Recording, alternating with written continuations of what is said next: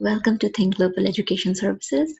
This video is the continuation of the previous one where we will solving the Emma Watson's passage. Um, we have already solved the 4 questions and we have seen how to skim the passage, everything in our videos prior. So if you have missed those videos, you should go back to those and then come to these. Okay, let's start for these videos now. The next 2 questions you see are vocabulary in context question. You should be very quick at it, like just do it and move further. Let's see. Question number 5, as used in line 26, directed most nearly means. Let's go to 26. Remember that this does not mean the literal meaning of directed. We're looking for the meaning over here. Yeah. Highly esteeming Miss Taylor's judgment, but directed chiefly by her own. So Emma did everything that she wanted, not what others or Miss Taylor was telling her to do. She liked Miss Taylor's judgment, but her actions were directed by her own. So she directed her own life. She did the life. She led the life her way, not something like she did not listen to others. Did she train herself? Did she aim at herself? So what kind of actions were her actions were not trained, aimed, or addressed. Her actions were guided by how she wanted her actions to be. Yes, so we're not looking at she trained herself for anything, or she guided herself for she aimed herself for anything. She, whatever she wanted to do, she did all that. So she guided herself. Okay, quick answer. Next one. Now this is a little tricky. I've seen many of my students do not get correct answer over here. Want most nearly means in line 54. Try it yourself before we do it together. Want. Okay, let's look at this. The want of Miss Taylor would be felt every hour of every day. The want was felt every hour. I want this. Yes. Now, if you've already done this, how many of you chose desire and how many of you chose lack? So you have to start thinking. I mean, of course, you won't know how the others are responding unless the others type in the response or the comment boxes here and there. But ask yourself, desire versus lack. I'm pretty sure that you would not have chosen requirement or request because she's wanting. Want as a word can mean requirement or request, but the want was felt, so the requirement was not felt or the request was not felt. She's missing her is what is written over there. Now with missing, most people choose lack, that the lack was felt. Then there are some who say that okay, the desire was felt. You see this, if you have something, if you've experienced something and now you don't have it, then it's the lack. And if you have never had it, but you want it, that's your desire. That's a slight difference here.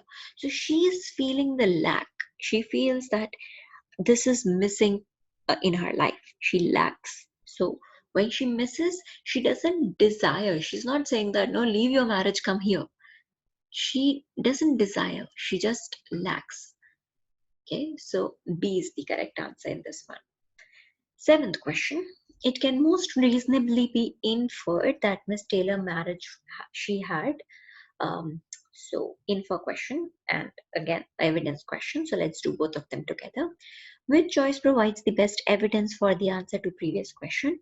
What can we infer that Miss Taylor married? She had less patient, fewer interaction, more close, or interacted this way. Let's read line 37 first. Our idea is to see what happened when Miss Taylor married to her.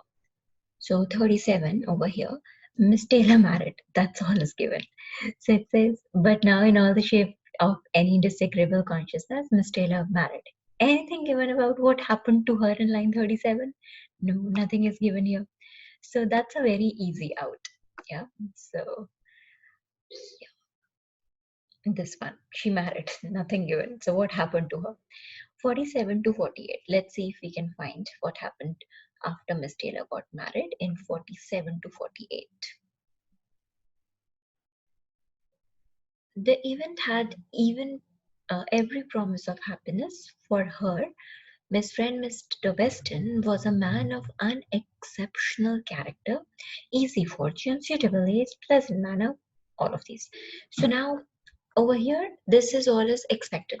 that she expects Mr. Weston to be all of this. But this event, this friendship, is it telling anything about when she got married? Then she had any of these things. She is. It's just about expectation, nothing about what really happened. Then 60 to 65. Let's see, 60. A large depth of gratitude was owing her, but the intercourse of the last 7 years, the equal footing and perfect unreserve which had soon followed Isabel's marriage on their being left to each other, was yet a dearest tenderness recollection. So over here, we're talking about something happened, something changed when she married. So the other sister, when she got married, then the governess, which is Miss Taylor, she got very close to Emma, and now that is not something that she can find. So maybe we can keep this one. Let's see if this matches anywhere over here. Less patience with Mr. Woodhouse. Well, we don't know that. Fewer interaction with Emma. Okay, so in this line, am I saying that are there any fewer interaction with Emma? I'm just saying that now I'm not as close as I was earlier. More close friends with Emma? Definitely not. I was just recollecting that how we became close when the sister married, not when Miss Taylor married. In an increased appreciation for Emma, we don't know about the appreciation for Emma. It's just like we are recollecting that no, when Emma's other sister got married, then how Miss Taylor got close to Emma. That's all is discussed. Yes, in these lines. So that means ABC cannot be the answer. Now let's read the last few lines, 73 to 79. So what's happening in 73 to 79? How was she to bear the change? It was true that her friend was going half a mile from them, but Emma was aware that great must be the difference between Mrs. Weston, only half a mile from them, and Miss Taylor in the house, with all her advantages and all of this. So this is where the answer is. She was now in great danger of suffering from intellectual solitude. So now somebody is totally alone. Yes. So am I appreciating Emma? Am I being close to Emma? No. I'm just saying that I will now have less interaction, fewer interaction with Emma.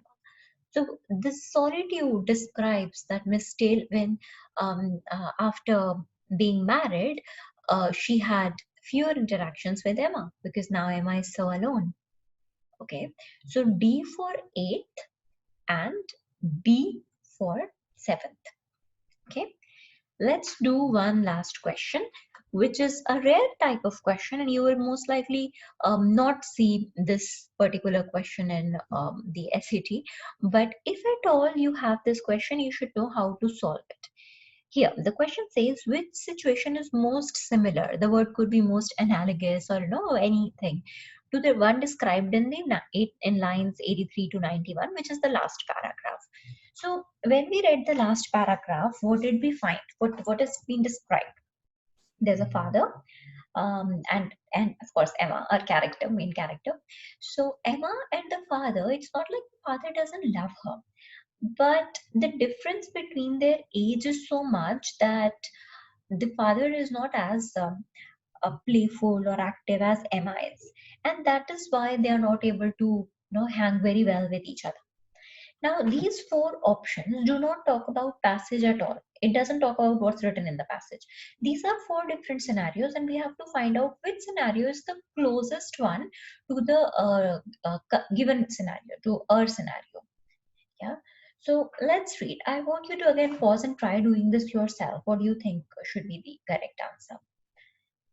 A mother and her adult son have distinct tastes in art and music that resulted in repeated family arguments. In our passage, is there any way given that there are any kind of arguments? No, right? There's no argument between the father and Emma. It's not even given that they talk too much.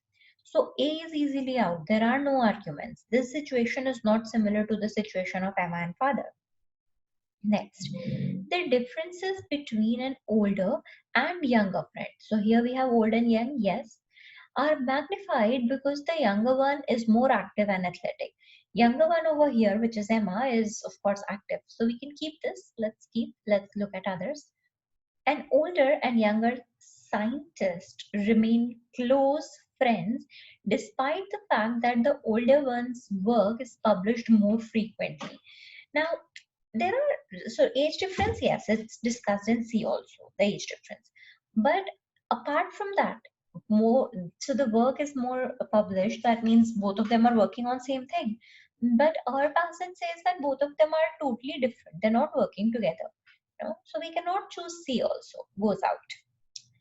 D option. The age difference between a high school student and a college student becomes a problem even though they enjoy the same division.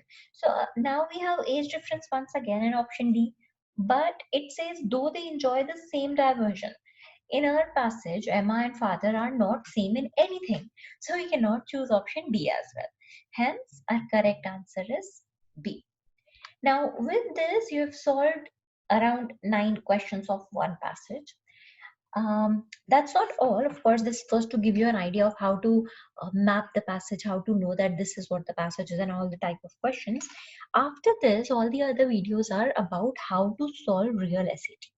Yes, I'm going to be solving questions over there and posting for you. So you could, I would suggest you should first solve the test and then look for the explanation. Don't just look at the explanation because then it will not let you think and develop. Because at the end of the day, you have to do the test all by yourself without any support. Okay, so we'll keep it till here for today. Thank you for watching video from Think Global Education Services.